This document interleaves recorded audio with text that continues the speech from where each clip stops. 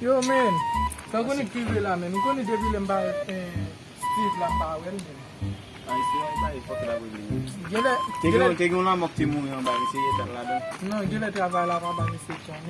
Depi le mi se nan le wè de joun da joun ni, da travay na kindel na pali. Yo revoke l. Oh, oui men. A fen se le tout an net nou ka revoke l. Wan ba mi se men.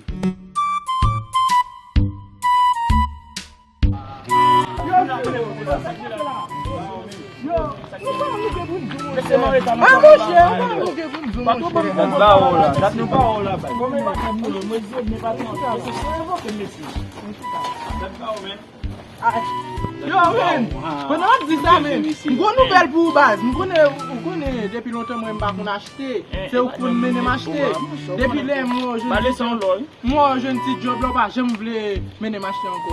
Yo, ou telefon m'achete men. Ah, mon cher, ou est-ce que l'homme va prendre un fait? Mon téléphone? Oui, men. M'achete téléphone non, kon téléphone n'a pas diège men. Comment va dire? Eh oui, c'est déjà déjà. Yo, c'est pas nous, il va vieillir. Tu connais ma chaille déjà? Il prend ma chaille, il va vieillir vraiment. Ici, c'est moi qui suis content, c'est un bye-bye d'Inza. Par contre, il passe. Moi, même pas, je ne peux pas canner. Regardez-moi, copain. Ouah, c'est bon, on passe. Il y a un petit tombé ici, mais puis, passe sur lui. Oh, oh. Là, oui, je vais pas. Là, je me suis dit, il a dit, tête boîte. Moi, je l'ai allé faire. Et puis, oh. Yo gade seulement, yo est tout moyen moi faire yo. Yo dit au ka voyager ou même. Mal longtemps et puis. Allez tu voyager non tout? Non.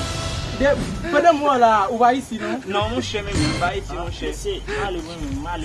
Ah mon cher. Non voilà, on est bon voilà.